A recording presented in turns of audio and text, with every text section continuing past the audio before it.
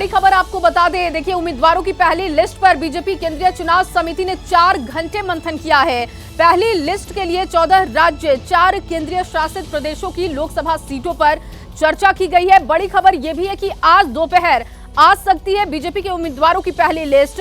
जानकारी इस बात की है कि पहली लिस्ट में पीएम मोदी, गृह मंत्री अमित शाह, रक्षा मंत्री राजनाथ सिंह समेत कई दिग्गजों के नाम संभव हैं। यानी चुनाव की तारीख के ऐलान से पहले ही आज बीजेपी अपने उम्मीदवारों के नाम का ऐलान कर सकती है। बड़ी खबर आपको दे रहे हैं, देर रात मंथन किया गया बीजेपी की पहली लिस्ट में कई दिग्गजों के नाम के साथ ही कुछ चौंकाने वाले चेहरे भी हो सकते हैं। जानकारी इस बात की है कि देर रात तक चले मेगा मंथन के बाद अब चंद घंटों का इंतजार बाकी है। चंद घंटों के बाद बीजेपी अपनी पहली लिस्ट भी जारी कर सकती है। लिस्ट की जो पहली लिस्ट होगी उसकी अगर खास बात की जाए, खास तौर पर उन सीटों पर फोकस रहने की चर्चा है जिन पर पार्टी 2019 में चुनाव हार गई थी। सूत्रों के मुताबिक इन सीटों पर पहले उम्मीदवार जो घोषित कर बीजेपी चुनावी तैयारी और मजबूती का प्रमाण देना चाहती है, वो झलक भी इसमें देखने को मिलेगी। तो मंथन हो चुका है और मंथन होने के बाद आज ये लिस्ट सामने आ सकती है। बड़ी खबर लगातार ये आपको बता रहे हैं। और देखिए एक और जानकारी आपको दे दें कि पीएम मोदी की अध्यक्षता में बीजेपी केंद्रीय चुनाव समिति की बैठक 4 घंटे से ज्यादा समय तक चली है। ये बैठक रात करीब 10:50 पर शुरू हुई थी और ये बैठक देर रात 3 बजे तक खत्म हुई है। जानकारी इस बात की है कि 4 घंटे में बीजेपी केंद्रीय समिति की बैठक में किन राज्यों की लोकसभा सीटों पर चर्चा जो की है वो एबीपी न्यूज अब आपको बताएगा कि वो कौन से सीट हैं, वो कौन सी सीटें हैं जहां पर आज ऐलान हो सकता है। देखिए ग्राफिक्स के जरिए हम आपको बता रहे हैं, उत्तर प्रदेश है, इसमें तेलंगाना है, पश्चिम बंगाल, छत्तीसगढ़, राजस्थान, मध्य प्रदेश, गोवा, उत्तराखंड, गुजरात और इसके साथ ही असम जहां पर फोकस बीजेपी का रहेगा। तमिलनाडु की बात की जाए तो पहले लिस्ट में यहां से भी नाम सामने आ सकते हैं। ओडिशा इसमें शामिल है, मणिपुर, दिल्ली, इसके साथ ही जम्मू कश्मीर, पुदुचेरी, अंडमान निकोबार, ये तमाम वो सीट हैं जहां पर आज फोकस बीजेपी कर सकती है। बैठक से पहले त्रिपुरा पर भी चर्चा प्रस्तावित थी, लेकिन त्रिपुरा की लोकसभा सीटों पर चर्चा नहीं हुई है। यानी कुल मिलाकर 14 राज्य और 4 केंद्र शासित प्रदेशों की लोकसभा सीटों पर चर्चा हुई है और माना जा रहा है कि जो आज लिस्ट देखने को मिलेगी उसी में आज इन जगहों से नामों का ऐलान हो सकता है। एक और बड़ी खबर आपको दे दें, जानकारी इस बात की है कि पहली लिस्ट में दिग्गजों को मैदान में बीजेपी उतारने जा रही है। लिस्ट में पीएम मोदी समेत कई दिग्गजों के नाम हो सकते हैं। बड़ी खबर यह है कि पीएम मोदी वाराणसी से चुनाव लड़ सकते हैं। राजनाथ सिंह की बात की जाए, लखनऊ से वो चुनाव लड़ सकते हैं। अमित शाह का नाम लिस्ट में हो सकता है। गांधीनगर से चुनाव अमित शाह लड़ सकते हैं। स्मृति ईरानी की बात की जाए, अमेठी से उनका नाम सामने आ सकता है। सर्बानंद सोनोवाल की बात की जाए, डिब्रूगढ़ से वो चुनाव लड़ सकते हैं। रविंद्र रैना राजौरी से, अनंतनाग सीट से लड़ सकते हैं वो चुनाव। और शिवराज सिंह चौहान की बात की जाए तो जानकारी मिल रही है कि भोपाल से चुनाव लड़ने का ऑफर दिया गया है। शिवराज ने विदिशा से चुनाव लड़ने की मंशा जताई है। तो ये बड़े नाम हैं जो लिस्ट में हो सकते हैं। सूत्रों से जो जानकारी मिल रही है वो आपके साथ हम साझा कर रहे हैं। बीजेपी की पहली लिस्ट में 100 से ज्यादा नाम हो सकते हैं। आपको कुछ दिग्गजों के नाम बताते हैं जिन्हें पहली लिस्ट में उतारा जा सकता है। ये देखिए नाम अब आपके सामने हम रखने जा रहे हैं जो पहली लिस्ट में बड़े दिग्गजों के नाम होंगे। उनके नाम देखिए, प्रधानमंत्री नरेंद्र मोदी का नाम, वाराणसी से चुनाव लड़ेंगे वो। राजनाथ सिंह की बात की जाए, लखनऊ अपनी सीट से वो चुनाव लड़ेंगे। इसके अलावा जो बड़े नाम हैं उसमें अमित शाह हैं, गांधीनगर से वो चुनाव लड़ सकते हैं। स्मृति ईरानी की बात की जाए तो वो भी अमेठी से चुनाव लड़ती रही हैं और इस बार भी यही सीट उनकी रह सकती है। जो जानकारी मिल रही है सूत्रों से वो आपके सामने हम रख रहे हैं। धर्मेंद्र प्रधान की बात की जाए तो सबलपुर सीट से इस बार वो चुनाव लड़ सकते हैं। ज्योतिरादित्य सिंधिया का नाम इस लिस्ट में है। शिवराज सिंह चौहान का नाम भी शामिल है। ज्योतिरादित्य सिंधिया ग्वालियर सीट से चुनाव लड़ सकते हैं। शिवराज सिंह चौहान की बात की जाए तो कहा जा रहा है कि भोपाल से ऑफर किया गया था लेकिन विदिशा से वो चुनाव लड़ सकते हैं। संबित पात्रा का भी नाम इस लिस्ट में है जो कि पुरी से चुनाव लड़ सकते हैं। भूपेंद्र यादव की अगर बात की जाए तो भिवानी बल्लभगढ़ से वो चुनाव लड़ सकते हैं।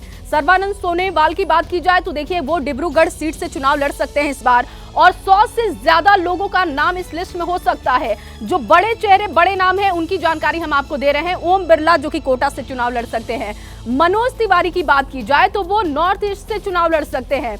इसके अलावा प्रवेश वर्मा जो कि पश्चिम दिल्ली से चुनाव लड़ सकते हैं। तो देखिए, इसमें सीटों को लेकर कोई बहुत ज्यादा बदलाव नहीं दिखाई दे रहा है। हालांकि इंतजार करना होगा, जब पहली लिस्ट सामने आएगी तो समझ आएगा कि क्या जिस तरीके की जानकारी अब तक निकलकर सामने आ रही है, बीजेपी उसी तरीके से काम कर रही है क्या? क्योंकि बीजेपी की ये प्लानिंग रहती है कि जो आप सोचते हैं उससे अलग बीजेपी की लिस्ट देखने को मिलती है। तो बीजेपी ने अपना ग्राउंड वर्क और होमवर्क पूरा कर लिया है।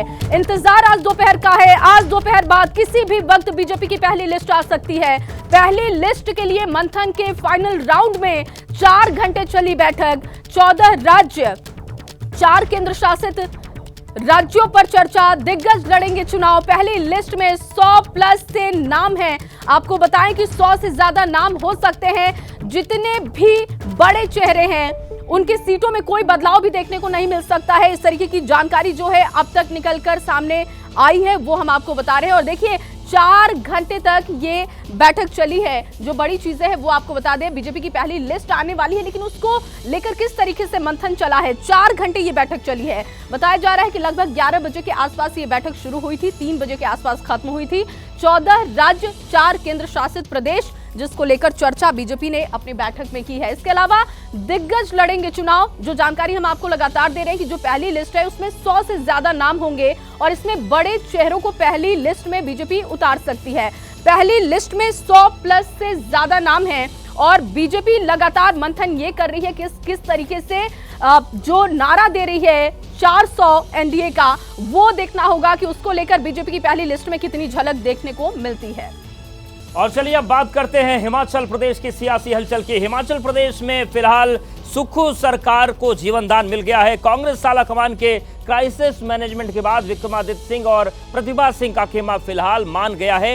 ये एक राहत की खबर है। डीके शिव कुमार और भूपेंद्र सिंह हुड्डा ने 3 दिन तक शिमला में कांग्रेस के विधायकों और नेताओं से मुलाकात की। नाराज नेताओं को मनाने की मशक्कत हुई और सबकी बात सुनने का भरोसा दिया गया है। आखिरकार सुलह के फॉर्मूले पर सहमति बनी और सभी नेता एक साथ मीडिया के सामने आए और साथ होने का दावा किया गया। इसी बीच कांग्रेस से बगावत करने वाले 6 विधायकों पर विधानसभा अध्यक्ष ने कार्रवाई की है। बागियों को अयोग्य करार दे दिया गया है।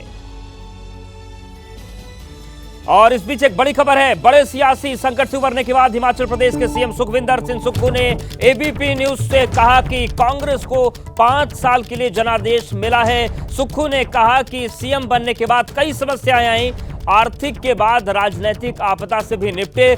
बीजेपी की नीयत में खोट है। उन्होंने कहा कि बीजेपी की नीयत में खोट है और विक्रमादित्य को लेकर उन्होंने कहा कि विक्रमादित्य छोटे भाई हैं। सुक्खू ने कहा कि बीजेपी जनादेश न चुराए, हमें काम करने दे। तो सीएम सुक्खू ने कहा कि आर्थिक आपदा आई, प्राकृतिक आपदा आई और ये राजनीतिक आपदा आई जिस पर हमने काबू पाया है।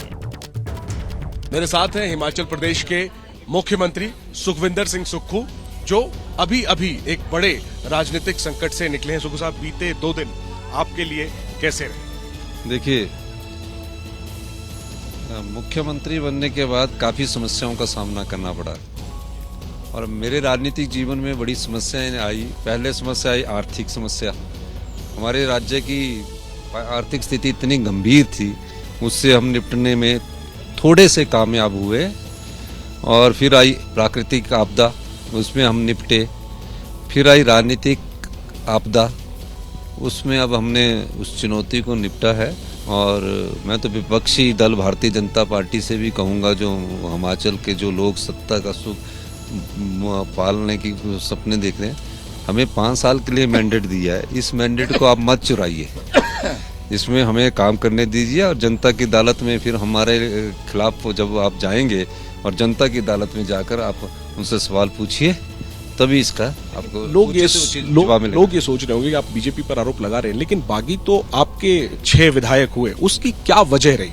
उसकी वजह मुझसे ज्यादा तो आप जानते पूरे हिंदुस्तान में क्या वजह रही है।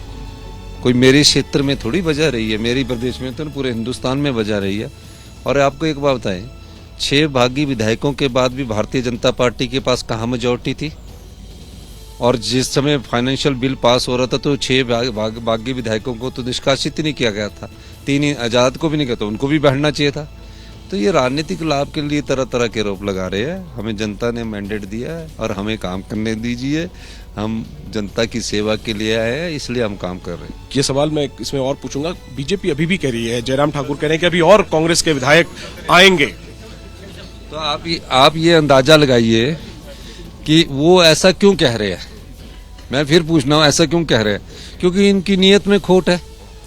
वो फिर सोच रहे हैं कि हम फिर प्रलोभन देकर, तो कहीं ना कहीं मौका देख रहे होंगे। कांग्रेस में जो दरार है सर, जो दरार खुलकर के फिर से दिखी बीते 2 दिनों में, वो क्या भर गई है? वो सब कुछ अब ठीक हो गया है क्या? ये लोगों के मन में मुझे दिखाइए कि कहाँ दिखी 2 दिन में दरार, मैं भी उसका जवाब दूं। जो 34 विधायक थे उसमें कहाँ नजर आई? आखिरी में अब आपके कार्यशैली में क्या बदलाव हम देखेंगे, जिस तरीके से ये सब कुछ एक संकट हुआ और आप पर निशाना साधा गया? नहीं, मेरी कार्यशैली पर नहीं निशाना साधा गया।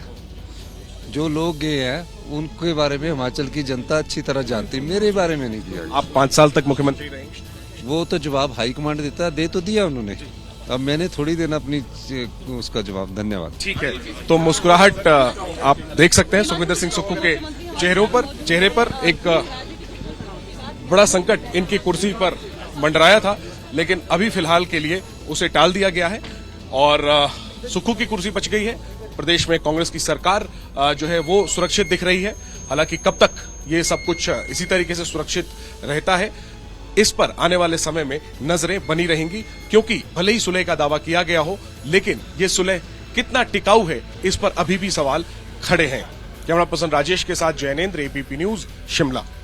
और हिमाचल प्रदेश की सियासत से एक और बड़ी खबर है। बड़ी खबर यह है कि प्रतिभा सिंह को बीजेपी का खुला ऑफर मिला है। जयराम ठाकुर से एबीपी न्यूज ने एक्सक्लूसिव बातचीत की और उन्होंने कहा कि जलालत के दौर से प्रतिभा बाहर आए, वो हिम्मत करती है तो हम विचार करेंगे, सरकार कभी भी गिर सकती है, ये जयराम ठाकुर ने कहा। और उन्होंने ये भी दावा किया है कि रात में सभी सोए होंगे और सुबह सरकार गिर जाएगी। तो ये लगातार अभी दौर हिमाचल प्रदेश में चल रहा है। जयराम जी हमारे साथ हैं, हिमाचल के पूर्व मुख्यमंत्री जयराम ठाकुर। जयराम जी, आज हमने इंटरव्यू किया प्रतिभा सिंह जी का और विक्रमादित्य सिंह। प्रतिभा सिंह जी क्लियर कहा कि वो 1 साल से कह रही थी, राहुल गांधी नहीं सुन रहे थे, सोनिया गांधी नहीं सुन रही थी, केसी वेणुगोपाल उनकी नहीं सुन रहे थे, और विधायकों की नाराजगी भी कही, वो भी नहीं सुना गया। इस पर क्या कहेंगे आप? देखिए, जब सोनिया गांधी नहीं सुन रही थी, राहुल गांधी नहीं सुन रहे थे, प्रियंका गांधी नहीं सुन रहे थे, आखिरकार हमने सुनी। और स्वाभाविक रूप से उनकी पीड़ा एक दिन से नहीं, कई दिनों से थी। विधानसभा के अंदर मैंने कहा, विधानसभा के बाहर हमने देखा उन सदस्यों की नाराजगी थी। ऐसे एक नहीं, बहुत सारे हैं। कुछ को इन्होंने दबा करके रखा है, डरा करके रखा है, लेकिन ये दौर लंबा नहीं चलेगा। आपको भी लगता है कि प्रतिभा सिंह, विक्रमादित्य सिंह, इनके साथ इनजस्टिस हुआ? ये आपको भी लगता है क्या? इस तरह की बातें उठाई जा रही कि इनके साथ इनजस्टिस हुआ है, अपमान हुआ है, वीरभद्र सिंह जी का अपमान? नहीं, मुझे सिर्फ इतना ही कहना है कि प्रतिभा सिंह जी, ये जलालत का दौर आपके साथ अगर इस प्रकार से चल रहा है, कई दिनों से चल रहा है, कई सालों से चल रहा है, तो आपको इससे बाहर आना चाहिए। थोड़ा हिम्मत करिए, मैं यही कहूँगा उनसे। और हिम्मत करती हैं तो आप साथ देने को तैयार हैं क्या? तो विचार करेंगे सारी बात को लेकर के। एक बात और बता दीजिए, जो 6 डिस्क्वालीफाई हुए हैं, क्या उनके लिए भी उनका भी आप बीजेपी में वेलकम करेंगे? देखिए, जो डिस्क्वालिफिकेशन हुई है उनकी, वो जल्दबाजी में हुई है। मैंने अभी ऑर्डर नहीं पढ़ा है, उसको एग्जामिन करेंगे, उसके बाद हमने क्या करेंगे हमारी पार्टी का नेतृत्व तय करेगा। लेकिन इस बात को आप देखते होंगे कि हिमाचल प्रदेश में इस बार विधानसभा में वो हुआ जो देश में कहीं नहीं हुआ। फाइनेंशियल बिल पर डिस्कशन के बाद वोटिंग होती है। वोटिंग अगर होती तो सरकार उसी दिन गिर जाती, 27 तारीख को गिर जाती, लेकिन हाउस सस्पेंड कर दिया गया और एडजॉर्न कर दिया हाउस। और उसके बाद दोबारा दूसरे दिन मिलने के लिए जब हम वहाँ पर बैठे तो भारतीय जनता पार्टी के 15 विधायकों को सबसे पहले उन्होंने सस्पेंड किया, क्योंकि बहुमत नहीं था। और बजट अगर उस हाउस में अगर पारित करने की अगर परिस्थिति होती तो भारतीय जनता पार्टी के सदस्यों को निलंबित करने की आवश्यकता क्या पड़ती है? सरकार अभी सेफ है, अभी भी खतरे में है? ये सेफ ना पहले थी, ना आज है और ना कल तो होगी ही नहीं। लोकसभा के पहले गिरेगी? ये कभी गिर जाएगी, कभी आप रात को सोए होंगे, सुबह मालूम पड़ा कि सरकार गिर गई। आपके संपर्क में है विधायक अभी भी उनके, कांग्रेस के विधायक? देखिए, संपर्क में हैं या नहीं है, लेकिन हमारी वजह से नहीं, अपने ही उनके जो कारनामे हैं, तौर तरीके हैं काम करने के, उसी से गिर रहा है। ये कांग्रेस पार्टी की अध्यक्षा कह रही है, कांग्रेस पार्टी के विधायक कह रहे हैं, कांग्रेस पार्टी के मंत्री कह रहे हैं। ये बात करने के लिए जयराम ठाकुर से हम बात कर रहे थे और उन्होंने बहुत ही क्लियर कहा है, प्रतिभा सिंह के लिए एक मैसेज दिया है कि जो जलालत की बात उन्होंने कही है कि जिस तरह का वो वहाँ पर झेल रही हैं, इससे बाहर आएँ, और ये भी कहा है कि वो विचार करेंगे सहयोग पर। कैमरा सुनील पांडे के साथ अभिषेक उपाध्याय, एबीपी न्यूज़, शिमला। इस वक्त की बड़ी खबर हमारे पास है, उससे आपको रूबरू करवाएं। 10 मार्च तक योगी मंत्रिमंडल का विस्तार संभव है, ये जानकारी सामने आ रही है। बड़ी खबर, आरएलडी कोटे से बन सकता है एक मंत्री, ये भी जानकारी है। ओपी राजभर, दारा सिंह चौहान बन सकते हैं मंत्री, और बीजेपी से भी 2 से 3 नए चेहरे शामिल हो सकते हैं, ये जानकारी हमारे पास इस वक्त है। बड़ी खबर यूपी से जुड़ी हुई है। 10 मार्च तक कहा जा रहा है कि योगी मंत्रिमंडल का विस्तार संभव है। और देखिए, ये अहम कि आरएलडी कोटे से एक मंत्री बनाया जा सकता है, ये भी जानकारी सामने आ रही है। और सुभाषपा ओम प्रकाश राजभर, दारा सिंह चौहान बन सकते हैं मंत्री, ये भी जानकारी सामने है। इसके अलावा बीजेपी से भी 2 से 3 नए चेहरों को मौका मिल सकता है। इस वक्त की बड़ी खबर आपके सामने है। 10 मार्च तक जो तस्वीर है वो साफ होगी। इसी पर हमारे सहयोगी संजय त्रिपाठी जुड़ चुके हैं जानकारियों के साथ। संजय, ये कहा जा रहा है कि 10 मार्च तक जो है योगी मंत्रिमंडल का विस्तार संभव है, और उसमें आरएलडी को लेकर के भी जानकारी है, सुभाषपा को लेकर के भी जानकारी है। क्या डिटेल्स आपके पास है? देखिए दीपा, उत्तर प्रदेश में मंत्रिमंडल का जो साइज है वो 60 मंत्रियों का है, और अभी 52 मंत्री उसमें है। 8 मंत्रियों की, क्षमा कीजिएगा, 8 मंत्रियों की जगह खाली है। और लोकसभा चुनाव बेहद अहम है उत्तर प्रदेश का, क्योंकि दिल्ली की सियासत का रास्ता यूपी होकर ही गुजरता है। तो ऐसे में जो 8 पद रिक्त हैं, इन पदों पर 10 मार्च के पहले जो मंत्री हैं उनको शपथ दिलाई जा सकती है, क्योंकि उसके बाद आचार संहिता लागू हो सकती है। तो ऐसे में उसके पहले मंत्रिमंडल विस्तार का कार्यक्रम सरकार को करना होगा। और चूंकि आपने देखा था कि चुनाव के बाद में 2022 का जो विधानसभा चुनाव था, उसके बाद में ओम प्रकाश राजभर और दारा सिंह चौहान, ये दोनों समाजवादी पार्टी के साथ छोड़ करके भाजपा के साथ जुड़े थे, और इन्होंने हर मौकों पर भारतीय जनता पार्टी का साथ भी दिया है। तो ऐसे में इन दोनों को मंत्री बनाना जाना संभव है। और साथ ही साथ चूंकि अभी हाल ही में राष्ट्रीय लोकदल का भी गठबंधन एनडीए के साथ हुआ है, तो उसके कोटे से भी मंत्री बनेंगे। साथ ही साथ भारतीय जनता पार्टी के 2-3 नए मंत्री बनेंगे, क्योंकि कास्ट फैक्टर साधना है, और उत्तर प्रदेश में भारतीय जनता पार्टी का लक्ष्य है 80 सीटों को जीतना। तो ऐसे में जो जातीय समीकरण है उसको साधना बेहद आवश्यक है, और उसी लिहाज से मंत्रिमंडल का विस्तार होगा। उम्मीद की जा रही है कि 10 मार्च से पहले बिल्कुल ठीक है संजय, सभी को साधने की कोशिश भी की जाएगी। शुक्रिया आपका पूरी जानकारी के लिए। बीच एक और बड़ी खबर हमारे पास है, यूपी से जुड़ी हुई है। सीट शेयरिंग को लेकर ये कहा जा रहा है कि बीजेपी अपने सहयोगियों के लिए 6 सीट उत्तर प्रदेश में छोड़ेगी। ये बड़ी खबर, जो भी सहयोगी हैं उनके लिए 6 सीट छोड़ेगी भारतीय जनता पार्टी। इस वक्त की बड़ी जानकारी, लगातार मंथन हो रहा है अलग अलग राज्यों को लेकर के। और यूपी से खबर, आरएलडी के लिए 2 लोकसभा सीटें, सूत्रों के हवाले से ये जानकारी सामने आ रही है कि आरएलडी को 2 सीटें मिल सकती हैं। अपना दल सोनेलाल के लिए 2 लोकसभा सीटें, सूत्रों के हवाले से बड़ी जानकारी है। और साथ ही देखिए, सुभाषपा निषाद पार्टी के लिए 1-1 सीट, सूत्र ये जानकारी दे रहे हैं। इस वक्त की बड़ी खबर।